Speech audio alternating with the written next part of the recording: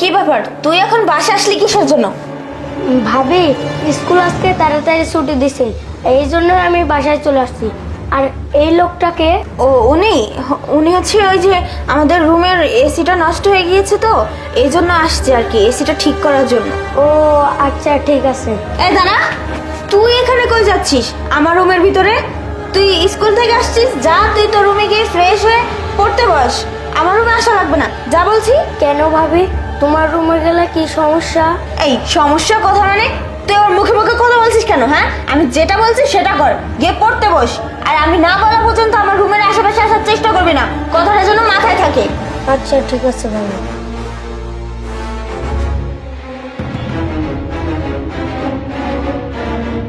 বাস চা খাওয়ার হয়ে গেছে। তোমার ওই পিচ্ছি ডেওরটা খালি ডিস্টার্ব করে, আর ও তো জানেই না আসলে তো আমি এসি সারতে আসিনি, আমি তো তোমাকে সার্ভিস করতে এসেছি, তাই না বলো? চলো।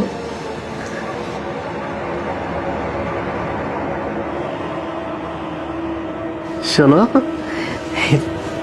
আমার না অনেক ভালো লাগছে, তোমার সাথে আজকে কিন্তু অনেক জুটিয়ে রোমান্স করবো, কি বলো? তুমিও না অনেক দুষ্ট হয়ে যাচ্ছ দিনে দিনে। আচ্ছা ঠিক আছে, শুরু করি। কি ব্যাপার, আজকে ভাবি আমার সাথে এরকম ব্যবহার কেন করলো? আর ভাবি কি বললো, ওই লোকটা নাকি এসি ঠিক করতে আসছে।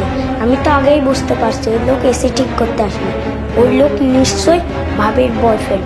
এই বিষয়টা না ভাইয়াকে বলতেই হবে।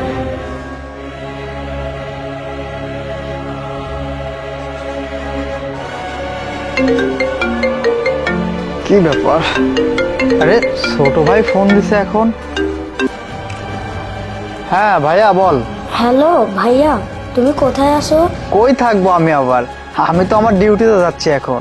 ভাইয়া তোমাকে একটা কথা বলি, ভাবির রুমে না একটা ছেলেকে নিয়ে এসে দরজা আটকে দিয়েছে। কি বললি? ভাইয়া তুমি তাড়াতাড়ি বাসায় আসো, ভাবির সাথে না ওই ছেলেটা আছে। আচ্ছা ঠিক আছে, আমি এখন আর ডিউটিতে যাব না, আমি এখনই বাসায় আসতেছি, তুই ফোনটা রাখ।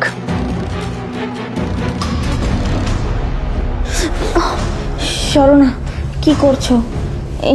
ইমরান, আমি না অনেক ভুল করতেছি মনে হচ্ছে, আজকে না এসব বাদ দাও, অন্যদিন করব। কি বলো, আমি অনেক আশা নিয়ে এসেছি আর তুমি কিনা এখন বলতেছো এসব কিছু হবে না কেন? শোনো না, আমার দেবর তো চলে আসছে না বাসায়, আমার না কেমন জানি সন্দেহ লাগতেছে, ও যদি কিছু বুঝতে পেরে যায়। সমস্যা নেই, আমি তোমার সাথে হাত করছি। এই যে এদিকে তাকাও।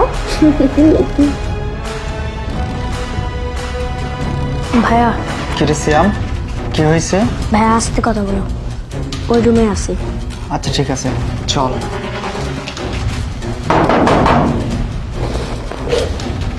কি ব্যাপার, এখন আবার দরজায় শব্দ হলো, আবার কে আসছে? হ্যাঁ সেটাই তো, আমার মনে হচ্ছে আমার দেবরটা বাইরে গিয়েছে। যাই হোক, আমি গিয়ে দেখতেছি কে আসছে। শোনো, তুমি একটা কাজ করো, ওই মনিটরটা ঠিক করো, মানে ঠিক করার বাহানা ধরে থাকো, আর আমি গিয়ে দেখছি কি করছে। হ্যাঁ আচ্ছা ঠিক আছে।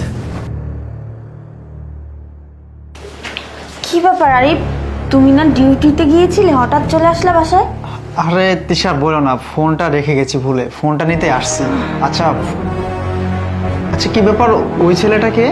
হো, ওই ছেলেটা, ওর তো আসছিল হচ্ছে যে আমাদের এসিটা নষ্ট হয়ে গিয়েছিল, মানে হঠাৎ করে ওইটা ঠিক করার জন্য আসছিল আর কি। ও আচ্ছা, এসি নষ্ট আমাদের? কই, এসি তো সকাল থেকে তো ঠিকই ছিল। আচ্ছা, এসি সারতে তাহলে টিভির ওখানে কি করে?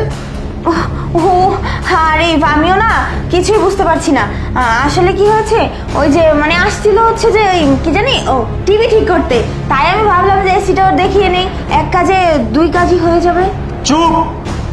তুমি যে মিথ্যা কথা বলতেছো তার তোমার চোখ মুখ দেখে বোঝা যাচ্ছে। এই এদিকে আয়, এদিকে আয়। কি হলো তিশা? সিসি, তার মানে তুমি এগুলো করে বেড়াও? ও কোনো এসির মিস্ত্রিও না, টিভি সারার মিস্ত্রিও না, ও তোমার হচ্ছে বয়ফ্রেন্ড। কি কথা ঠিক বলছি? না হ্যাঁ তিশা, কথা ঠিক বলছি, আবার না কিসের জন্য? হ্যাঁ সি, তুমি আমার বাসায় এগুলো করো, আমি অফিসে গেলে আমার ভাই আমাকে ফোন দিয়ে সব কিছু বলে দিছে তোমার বিষয়ে।